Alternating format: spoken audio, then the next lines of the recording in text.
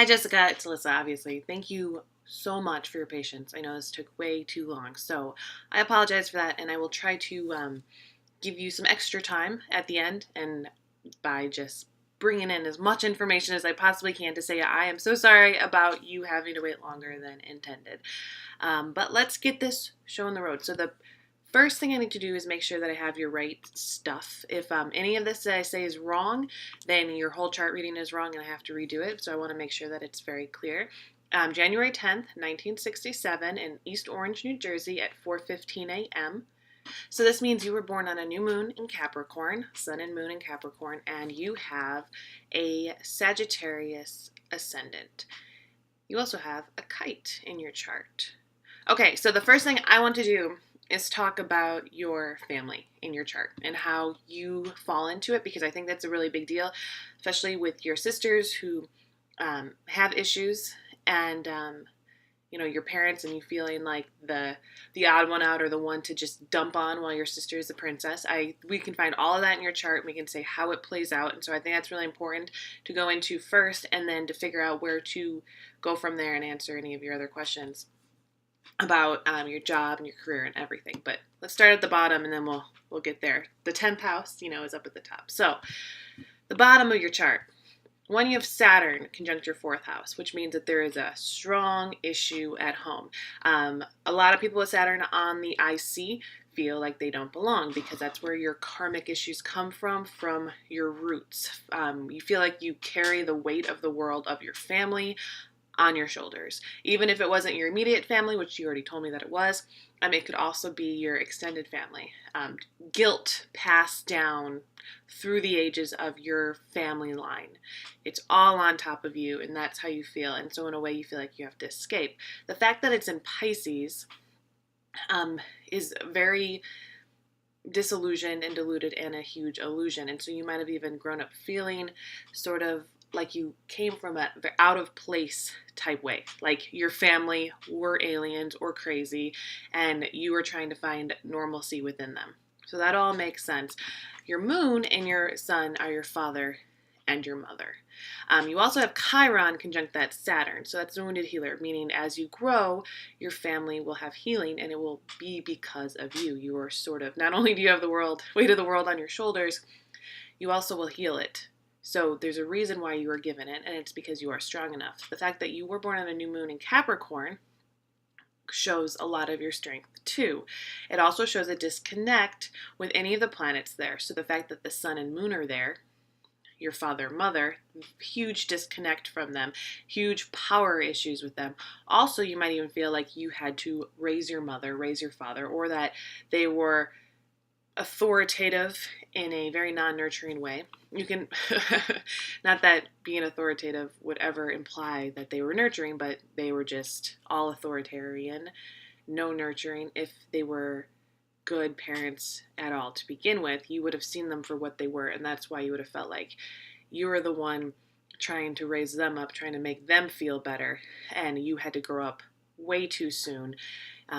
But it caused you to be really great at observing. Capricorns are always like the best observers of the zodiac because they have this sort of view from outside. You're the opposite of Cancer. Cancer is family.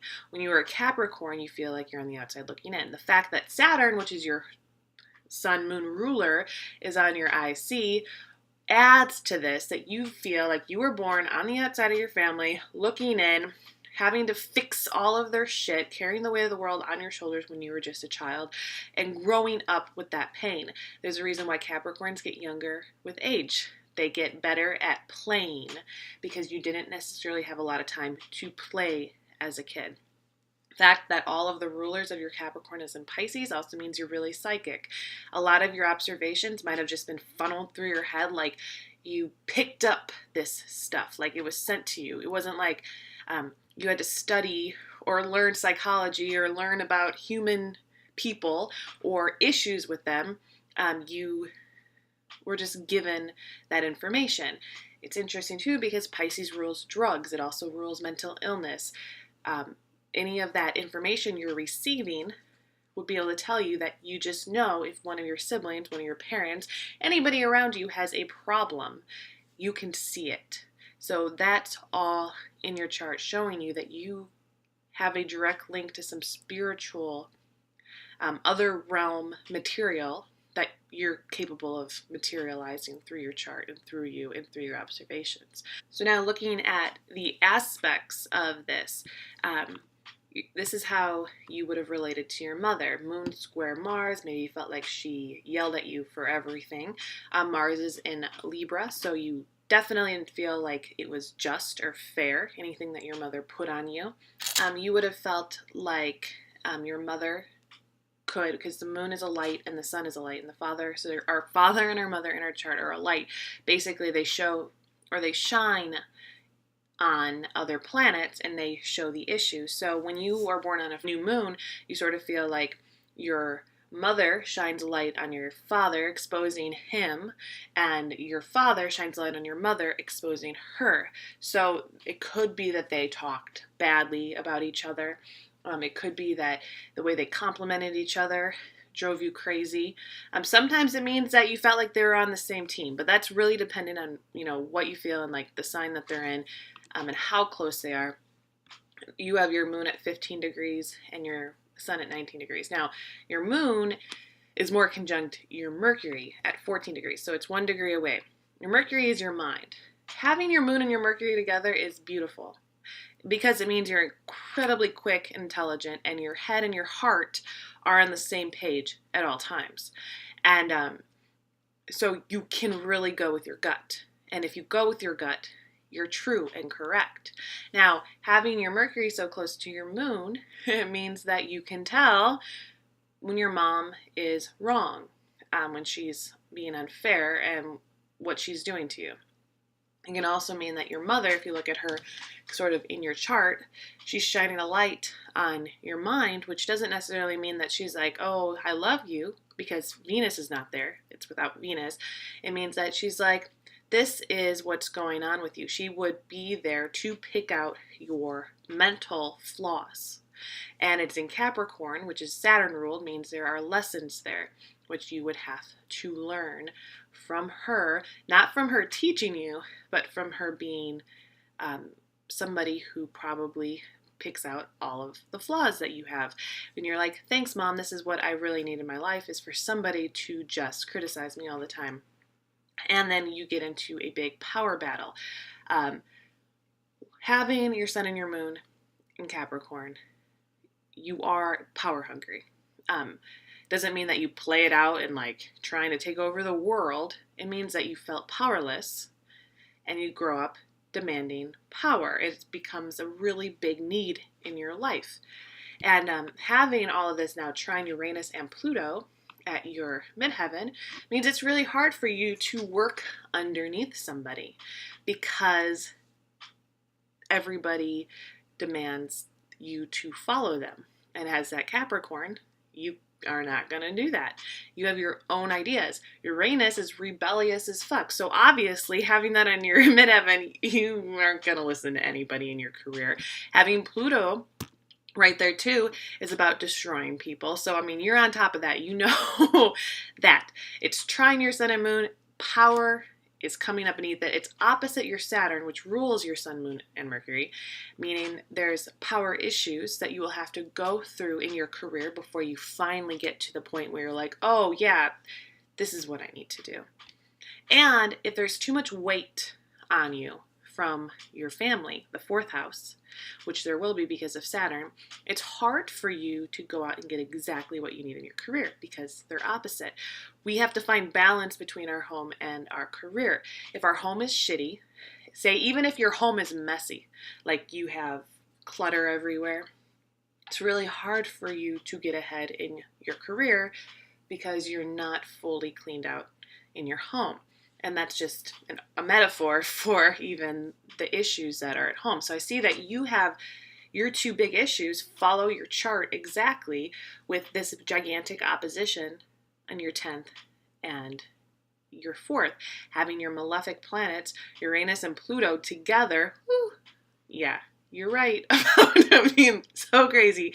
Opposite your Saturn, which is all your lessons, on this MCIC line. Now, having anything conjunct the MCIC denotes psychic ability, denotes fame. People know you. It means that you understand things.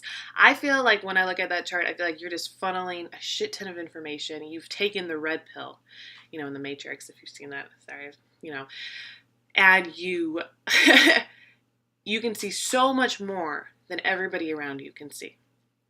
But you try to tell them that and they think you're crazy, which is why the Uranus-Pluto is projected. But you, as you get older, care less and less about appearing crazy. You care more and more about speaking your truth and gaining power through your truth. You will absolutely be able to find a career and giving the world your truth. And that is what you're supposed to do. And I think that's why it's supposed to take a little bit longer for you. You are always going to be a late bloomer because you can't speak your truth until you figured it out, until you know exactly what you're supposed to give to everybody and how you're supposed to make people feel and what exactly you were put on Earth for. Now, having Saturn anywhere denotes a late bloomer because you have to go through your Saturn return. You have to go through your Saturn square. You're going through your Saturn square right now because your Saturn is in Pisces. You just went through a Saturn trine, which would have brought you back to the same place you were in around 18 years old, because when we're 18, we go through our first major adult Saturn trine where we start feeling like we're on top of the world and, everybody's jealous and we're so smart. Like, that's how we feel. And so you went through that as an adult, which makes you feel a little bit less like I'm so smart and everybody's jealous. It makes you more feel like I've come a long way, baby, and I know so much more than I've ever known. But then your Saturn square hits right after the Saturn trine, almost like, yay, you were on top of the world, and now you, for the last year, and it's going to go for another year, and the square hits you really hard. And since your Saturn is being hit in the 4th house, it's hitting your home life. It's disrupting everything. And I want you to know you don't have a choice. If you're going to be okay, if you're going to want to start a career, if you want to keep your sun and your moon, which used to be your father, mother, now they're your ego and your emotions, which need this power to survive, okay, and stability, and it's trining your midheaven. You want to have your career and you want to be able to do this. If you want your cake and you need it too, you have to tell your parents about your sister. And that's where this comes from. And I'm going to tell you right now, I'm an astrologer and I'm not like I didn't go to school for psychology. But what I can see in your chart is it's going to disrupt you until you are able to disrupt it. And it will affect you. You carry it on your shoulders. It's a weight you have to carry, but it's a weight that you can also give to the people who need it. Now, if they don't believe you, that's one thing. If they don't do anything about it, that's another thing. It has nothing to do with you. If there's something that it's like a responsibility for you to do it. And since you have Chiron there, it's healing. And you are able to actually heal your family. And you have that power to heal your family. And you will have a new family to support you. So I don't know if you feel like you have a new family. It seems like you kind of do in your emails that there is a makeshift family. And that happens a lot with Saturn in the 4th, Saturn right in your IC, like yours is so right there. And having Chiron there too just adds to the noise. But it is about creating a new family support, since your family was so crazy and a little messed up and you felt like you had to leave it. So you create your own, and that's your karma to do that, to find a place where you truly belong, but you still are attached and your roots are still there and they are still affecting you, meaning there's millions of ways for you to go about it. You will instinctually, gut will tell you exactly what you need to do. But maybe if you go into it feeling like, yes, it's, my responsibility to let them know, it's not the cross you chose, but it is a cross you have to bear. And so you do what you can. And if they don't do anything, that's their own issue and you can move on. And I think a lot of what your life will be from now on is you get this information, you pass it on, and you can move forward again. And it's going to be heavy, so travel light, meaning you have to give information as it comes. You can't hold on to everything. And the older you get, the more you'll understand that. And I say the older you get, if you feel like you're already mature, I mean, you're there. But as we get older, we have less and less of a burden to carry, even though we know more and more. And it's because we mature and are able to let some information go. So I do want to say, absolutely go ahead with opening up your own shop. It really does seem like it is in the embodiment of your chart. It makes a lot of sense. And I just think it will be very difficult to do if you're hanging on to too much of your family stuff, because as I said, it's all interrelated and you need to let some of it go. And the correlations that are in your life are actually, they make a lot of sense when you look at your south node and your north node. So your north node is in Taurus and your south node is in Scorpio. And when you have a south node in Scorpio, means you spent your last life or lives totally understanding the interconnections, the mystery, and the chaos of the world, and probably having to go through some shit to get there. So the first part of your life, in this life, was sort of a repeat of that, based on memories that you don't remember, sort of playing into your life now. A lot of times people with Scorpio South nodes, their parents might be like, they were just difficult. I couldn't really figure them out. They were just obsessed and observing and mysterious, and it was hard to get things out of them, and you really had to get to know them. I couldn't fall in love with them right away. And that's what the Scorpio South node does. So you have these memories, and they do play into your life, and things do repeat, and these connections do happen. And with all of your Uranus, Pluto ruling your south node on your midheaven, you are going to connect and sort of, like, if we think about our midheaven, like this beacon of light that like draws things in, you're like going to see the aliens, and you're like, this is what I am here, come down and enter me. That's kind of weird, but that is what you're doing to the world with whatever's on your midheaven. So you have your Pluto there, the ruler of your south node, everything you are, and you're like, people I've met before, people that, you know, are related to me in weird ways, people you've met in other lives, or people who seem to line up exactly with what I already have. You know, all of those correlations and connections you were saying, all of them make sense. You're going to attract them. They're going to come into your life no matter what you do. And if you look at your life like it's on purpose, you will sort of start understanding who exactly you are, which will bring you into your Taurus North Node, which is to rest easy in money at the end of your life. That is your destiny, to have money. And it's in the 5th house to be artistic, to have money, art, creative talent, to be a child with no worries or cares. That is your North Node. And that means that the people that you're drawing to you are connected to you for a reason to get there. You met your husband. He's really important to you. What is he offering to you? And why is he related to these other things? And how will that get you to your destiny? You pick up these people for a reason. Sometimes you might pick up people that will hold you back, or these correlations that will hold you back. And that's the thing too, Scorpio South nodes, sorry, I have one too. We're always drawing connections, so much so that it can make us go crazy. And so what I want to tell you is how to sort them out. Know that they exist. Know that it's true and it's real and doesn't happen to everybody. Know that there is a sort of a golden thread, you know, through everything. Everything is connected. Scorpio South nodes see that. They like to investigate it.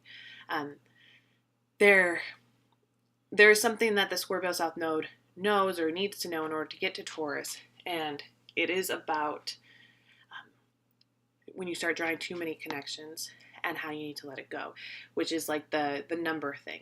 People who say you look for 1111. You're like, I always see 1111. It must be the universe telling me something, say. Then you start seeing it everywhere. And then you see it so many times and you realize that everything adds up to 11, and you're constantly counting 11, 11, 11, 11, and you're like, what is everything telling me? And sometimes your brain isn't meant on this earth to uncover all those secrets. And with your destiny being in Taurus, you are not meant to realize why it's happening anymore. And the moment you sort of say, it's happening to me, I see it, and you can smile and be like, well, that was nice. A little sign from the universe telling me that nothing is an accident. And then you can just push it away and walk forward, and you don't have to investigate it further. I don't know if I just went on like a rant for like 3 minutes telling you about this one thing, but and if that made any sense to you. But the Taurus North Node doesn't care about connections anymore, because they say that yes, it's true, but my brain doesn't need to work that hard. My brain, my mind can rest in money and happiness. That's my destiny. So you're not there yet, obviously. You still have things to do and people to see and a job to create that is going to help you rest easy. And so I do think starting your own business and working from one step at a time. That's the thing too with the Scorpio, Taurus, South Node, North Node, is that you have to build up one brick by one brick by one brick. It's never like 0 to 500, you know? You never just go viral. I've never gone viral. I've had to work my way up, and it makes a lot more sense for me and what I want to do. And so for you too, you build the solid foundation for your career, for the job that you want. You keep thinking about it. You add everything, all of those interconnected thoughts that you have from being a Scorpio South Node and having Pluto right on your midheaven. You use those. And then when you're ready, you open and you sell and you expand. And you expand further, but one thing at a time, one brick at a time. And that will lead you to your destiny of money and happiness and not dealing with this chaos anymore. And I think that's the biggest deal for that. Something else that's interesting is Hillary Clinton has a Taurus North Node. Interestingly enough, she has not reached her destiny, right? Trying to, running for president of the United States of America is not Taurus North Node, because that means her brain would not be able to rest. So was it in her destiny to be president at her death or before, when she's supposed to get to Taurus?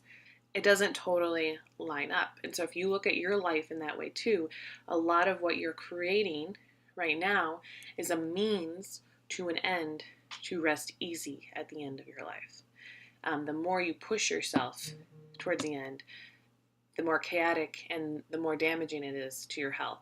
And so a lot of astrologers basically knew that Hillary, based only on her North Node, would probably not win the presidency, even though everything else was for her, based on her destiny didn't even add up. Just one of those things that you can think of. So your destiny is to rest easy. So now I just want to add a little bit of your Draconic, because you did order a Draconic reading, and I could answer all your questions based on your normal chart, but I want to give you more of an insight into your soul. And this goes into your destiny and your purpose, because this is all about our North Node, South Node when we get into a Draconic reading. So with the Draconic reading, instead of having your North Node in Taurus, it's in Aries, which is showing you how you have to find yourself. You have to find your true soul. And that's how we get this chart. So Aries is all about yourself. So in this case, you have a Libra ascendant instead of a Sagittarius ascendant. But you have your Sun and Moon and Mercury in Sagittarius instead of Capricorn. So your midheaven is in Leo, and then your Saturn and your IC and your Chiron are in Aquarius. This tells you that you are an alien, for one. Your life, your soul's life and your soul's journey has accumulated much and gone on different missions throughout life, lived in so many different places.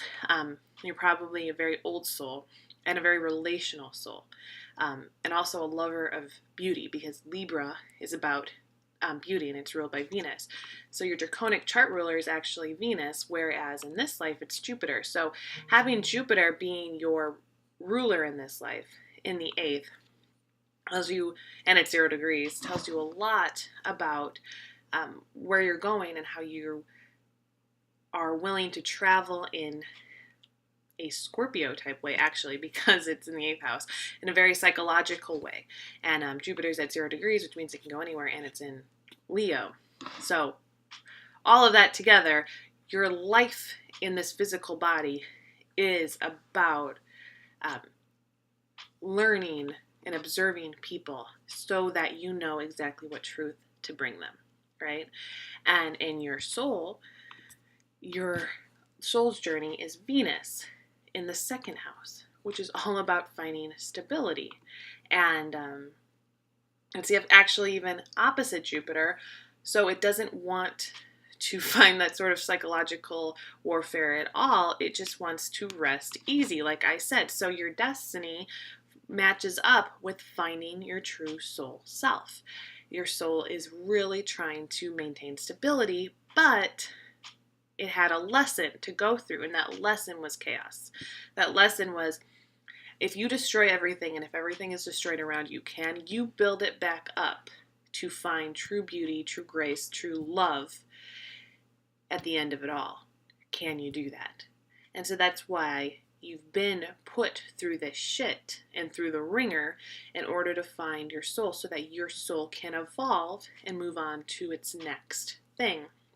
And I do see that your soul is a little bit of a princess. So it's interesting that in your life, you have to deal with this princess, right? Because your soul then is showing, like, you're having this out of body thing, because your body and your physical body and your physical life are different from your soul life. I mean, they're similar, but they're different because they're new things you have to learn. And so you have to watch someone acting the way that your soul probably has acted multiple times, because your soul really seems like it's like, I want to travel and do anything I want to do at any time I want to do it. And I want to basically be a princess. And that's a lot of what it says, and have stability and have everything given to me. So you can see how doing that without hardship destroys you. And so your life is really to move on from your sister, and maybe even detach a little bit from her. Maybe that's why you should give your parents the information that you have, so that you are capable of moving on and finding your own stability, because eventually you do have to go back into your soul, but this time you have to work for it. It's not easy, like I said. So see if there's anything else. So, and having your midheaven in Leo is interesting too, because you do, like, here's your princess self. You want to shine. There's a big part of you that wants to make your statement, and your soul's always made a statement, and it's like, look at me, I'm making this huge statement. And you have that inside of you, but it's a little bit different because in your chart it's in Virgo, which doesn't make as big of a statement. It's more detail oriented. So you're able to make this statement and deliver it with details in this life. So you still have that drive behind it, but you're capable of putting it into this realistic way, which is building brick by brick, one at a time, doing what you can do and creating something for yourself, not expecting anybody else to give it to you, but to have it. And now we can also see where your soul entered your body and what you instinctually know in this life and what your soul really wanted you to bring in. So the first thing is your Draconic ascendant is entering at your 11th house cusp, but still in your 10th. Meaning 10th and 11th are all about your public image. And so if there's anything that you've already know and your soul knows, and like it already was explained without even looking at this, but it just adds to it, is how to shine. You know how to shine. You've always done it. And so I think if you really look at this life as a way to build up to what you've always been, you might feel a little bit more empowered. Like, you know this, you've done it before. It's just a little bit of a lesson. It's a lifetime of a lesson, because maybe you took it for granted last time. And this time around, you have to work for it just to prove so that your soul can evolve. But you know how to shine. You know how to expand people's minds, and you know how to kind of be the best. And that's what this is about. So the other thing that is really interesting is your Sun, Mercury, and Moon in Sagittarius conjuncts your ascendant, your Sun exactly. So that means that your Draconic soul and self is right on your ascendant. Your personality and the way that you act naturally tells you a lot about your soul. So it doesn't mean that you can live this out until the end of your life, but it does mean that if you look at your personality and the way that you feel like you are, or think that you are and showcase to everybody how you are, is really how your soul is acting. And it's shining a light on it. I mean, it's giving you recognition and fame. You just have to take it and maybe work for it a little bit more. But it is what your soul wants to give you. Your soul wants you to succeed. And that's a big thing I see, is that no matter what hardships you go through and what lessons you have to uncover, your soul is always going to be like, but we're your biggest fan. We're rooting for you. We want you to get back here because next life is going to be really cool. But so is the end of this life. You had to deal with the shit, but you've learned so much, and now you can create what you want to create. And so that is your chart reading. Jessica, thank you so much again, and I will talk to you later. Okay, bye.